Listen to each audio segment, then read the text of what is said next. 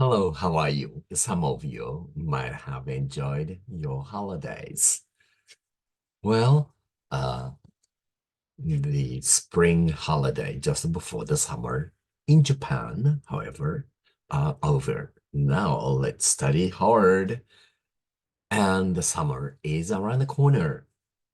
Uh, well, how was your spring this year? Certainly, uh, the early April the weather was really changeable. Some weekend was extremely hot, nearly 28 degrees Celsius. Then they thought, or people expected the cherry blossoms to bloom, yet suddenly it became very cold, like winter time. Anyway, uh, the school year started April here in Japan, and many students start going to school the second week of April. And they usually have the school entrance uh, ceremony or something like that. And, under the cherry blossoms or the petals are falling down to the ground from the branches. So 2 weeks later than usual years. So I guess it was kind of nice, uh, surprise, unusual, and unique. Today's first idioms all of a sudden. Sorry. Are you shocked? Good. The first one is to kick something around. It means to discuss in a very formal way. Not, and the people sometimes lose the control, or they become kind of wild or forget their manners and stuff. Okay, for example, oh, that's about myself. I hope they will never kick around my request to raise my pay when I ask them. Oh, good luck. I don't know. Okay, another sentence. Uh, let's say they started to kick around the idea of AI teachers in the university uh, where I work. Do you think AI can make a good professor or the lecturer? I don't know. I'm afraid of it just because I may lose my job if the computer takes it over. I don't know. So people are sort of like kick those ideas around. Okay, the second idiom for today is on the ball. Like a baseball. Well, it means alert or attentive or competent, sort of like you have to, psh, psh, psh, wake up, concentrate what you're doing, something like that. For example, okay, get on the ball. The coach shouted at the members of the team. Otherwise, they would lose the game against the opponent. It doesn't mean that you have to play baseball. No, it's just, wake up, be alert, that kind of thing. Another one is, okay, I was certainly not on the ball when I exchanged my money in the bank from the US dollars to Japanese yen last year. And it was kind of like, you know, one US dollar was about 131 yen. And I thought, oh, that's great because uh, a few years ago, it was like, you know, a dollar to 100 yen. But today it's like you know, a dollar is almost like 152 yen. So I should have waited for another year so that, you know, I had more yen. But unfortunately, I lost a lot. That's me. I'm not very good at financial things at all. Now, let's say the last idiom for today is to say nothing of. La, la, la, la, la. It means without having to mention what might well be mentioned. So, you wanted to say so much, but then keep quiet, the kind of thing. For example, my landlord is stinky, no, stingy, and also slow in action. So I would say to say nothing of his laziness. Of course, he really is, but without saying how lazy he is. On top of that, he's stinky and stingy as well, and very, very slow. But I really ask something that it takes like 6 months to fix my apartment or something like that.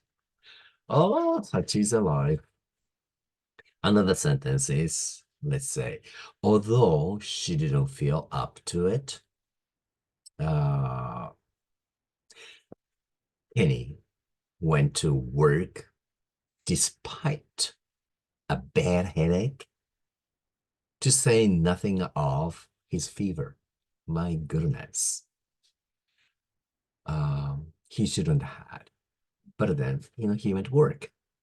I'm not mentioning that he had even a fever yet. He mentioned about he has a bad headache, but of course, it was much worse than just a headache. So that's to say nothing of la la la la la. It means, it is so clear without saying or mentioning about something. Today, the words. First one is architect. That means a person who makes plans for buildings and other structures, a maker, or the person who creates buildings and stuff. For example, okay, do you know Sydney Opera House in New South Wales in Australia? Well, which was designed by Danish architect, Joern Utzand, or maybe Jorn Utzand in their language, Danish, because I don't speak Danish, so. But completed by an Australian architecture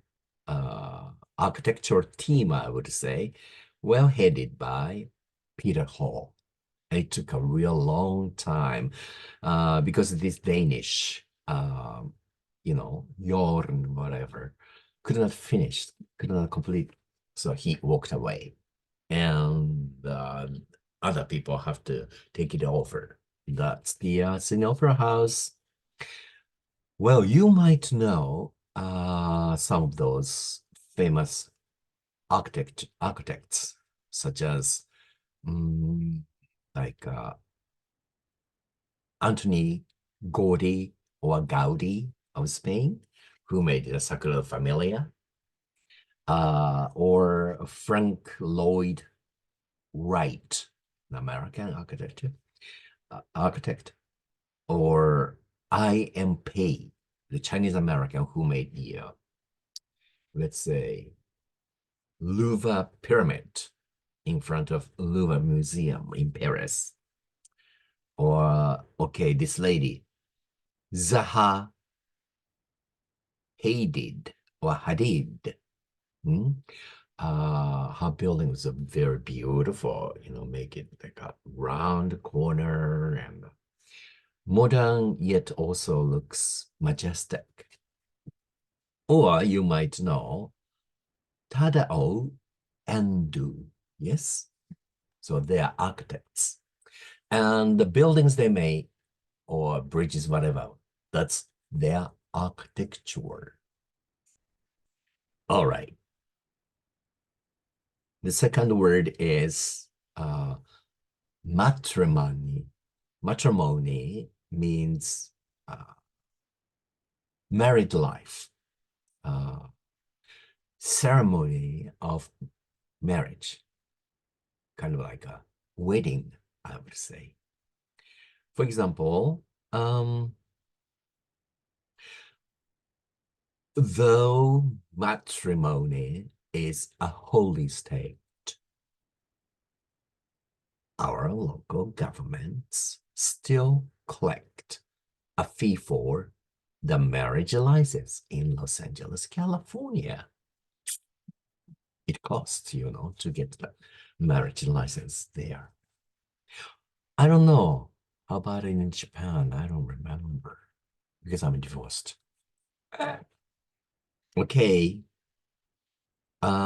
Because of lack of money and good ideas, the sweetness of their matrimony turned sour. Usually, weddings are fun and sweet, but they didn't have enough food, they didn't have any champagne, they did not have good dance or musicians there. So their wedding was sour, and many people complained about it. Of course, I would say, not mentioning, how bad it is, but people just like roll their eyes. Oh, what matrimony this is, the kind of thing. Okay, the last one is, okay, baggage, which is the same as luggage. That's their trunks and suitcases a person takes when he or she travels. Or sometimes they're talking about an army's equipment, also called baggage. But let's say today we're talking about only for traveling purposes because I don't like words.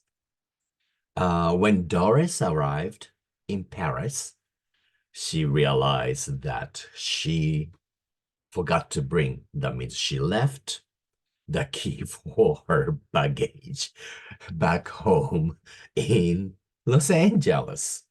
What would she do?